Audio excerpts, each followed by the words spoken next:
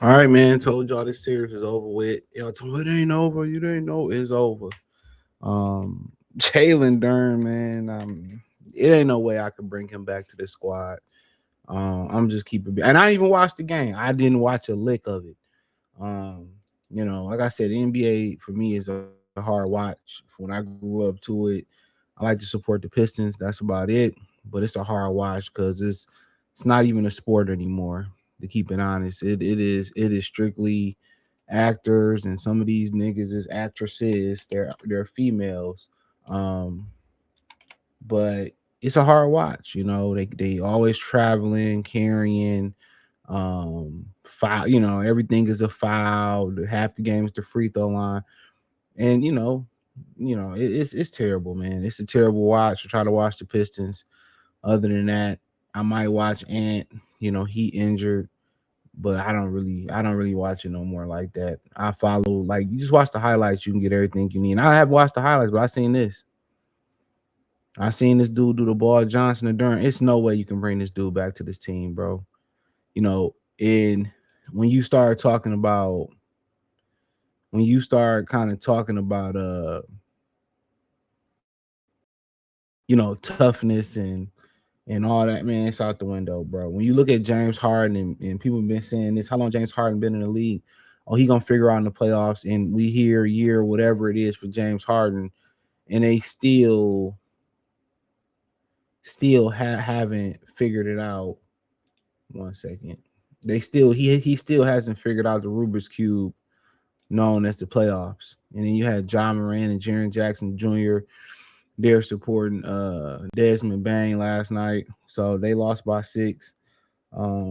Tobias, he was almost 50% from the field, 0 for 5 from 3, 1 for 6 from 3 for Duncan Robinson, 3 for 11 from 3 for Cade Cunningham. Once again, they chose to kind of go with LeVert, Javonte Stewart. Hollins was a DNP again. Paul Reed was a DNP. They cut a little bit of Dennis Jenkins, Munis back. LeVert played 25 minutes, 2 points, 5 rebounds, 3 assists, 2 blocks, 1 for 4 from the field, 0 for 1. Javonte Green, he out there for defensive purposes, 5 points, 5 rebounds, 1 steal, 1 for 3 from 3. Isaiah Stewart, 8 points, 1 for 1 from 3, 3 rebounds. He did have 8 blocks. Ain't nobody do nothing last night. You look at the Magic, Paolo 18, Franz 19, Wendell Carter 12 and 11, 4 assists, 2 blocks. Desmond Bain 22 points. You look at Jaylen Duren, 12 points, 8 rebounds, 3 assists, 4 turnovers. This team is done, man. It was done. You want to blame JB Bickerstaff? I really ain't tripping about it. You can blame JB Bickerstaff. But the fact of the matter is, none of these guys showed up. The lack of development from Ron Hollins shooting the ball, the lack of development from Ron shooting the ball, the lack of development of Sar,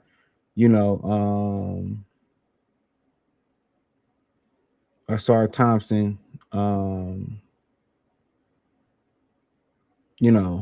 lack of development from Asar Thompson, shooting the ball in the offensive game is really what held this team away. Duncan Robinson came here on a partially guaranteed contract.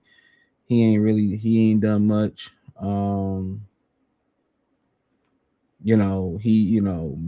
other than that, nobody showed up but Cade for the most part. And had Cade showed up a little bit more efficient in this game, they probably would have won, but nobody showed up. When you look at that star lineup, the only people that I would consider bringing back, that's locked in is Cade Cunningham and maybe a Asar Thompson. But even you at the point where you thinking like, hey man, I probably got to move him too. You probably at that point where you possibly like, yeah, we probably got to move him too. Because, is he ever going to shoot the ball the right way? So I think it's at this point where Trajan Langdon is really going to have an opportunity to construct this roster into what he wanted. Remember, he inherited Cade. Um he inherited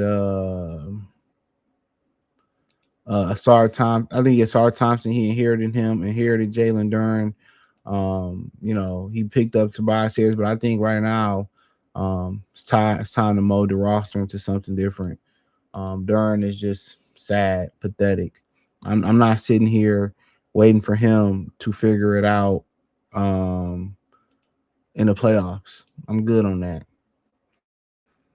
I'm gonna find me. You can get any big fella to get in there and play that middle position and do what he did, which is absolutely got nothing. Pathetic. Got shitted on. Got stared at. He can kick around. I can lose him for nothing. I'm cool. I don't want to get nothing from him. If I can sign and trade him, I can sign and trade him. But everybody's on the chopping block. No way you bring Karis LeVert back. Only guys that you probably may consider is Asar Thompson, and you're gonna bring Cade back, obviously. It's only one you may consider in that starting five.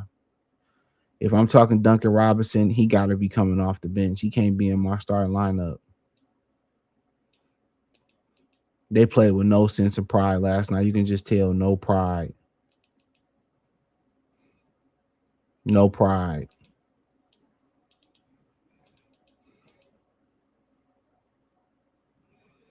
No sense of urgency. And even Asar Thompson was frustrated with Jaylen Duren's performance. And but at the end of the day, you hope they figure it out somewhere else. But guys that I would bring back, Tobias, Duncan Robinson, they would have to go on my bench if they came back. People could say if we had Malik Beasley, I forget he didn't do nothing. He was he was doing what Jaylen Duren was doing last year. And Jaylen Duren, the whole excuse was he couldn't stay out of foul trouble versus the New York Knicks. That was his excuse last year. Now he ain't in foul trouble. He just pathetic.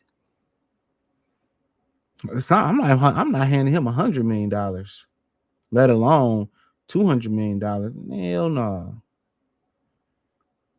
I hand him a Greyhound ticket to LA. The Lakers can have him. They can flat out have this guy. That ain't what Piston basketball about. Ben Wallace, Bill Lambert, Rick Mahorn. Shit, even going back to Theo Ratliff. That ain't what we about. This dude sit here and got shitted on by 15th man off the bench.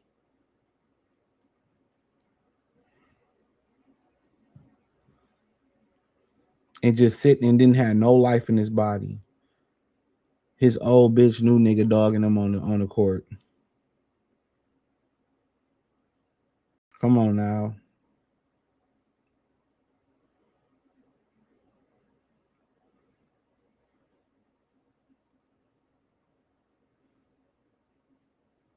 Come on now. Come on now.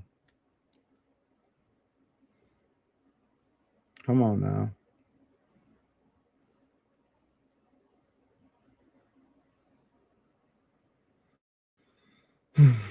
But it is what it is. We all, at the end of the day, they will go down. I will have a video.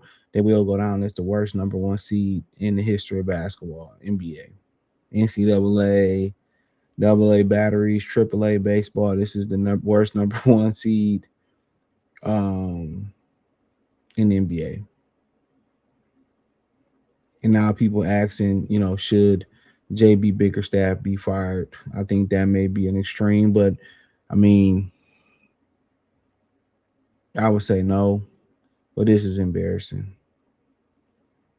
But he don't have a lot to work with at this point. I don't get it.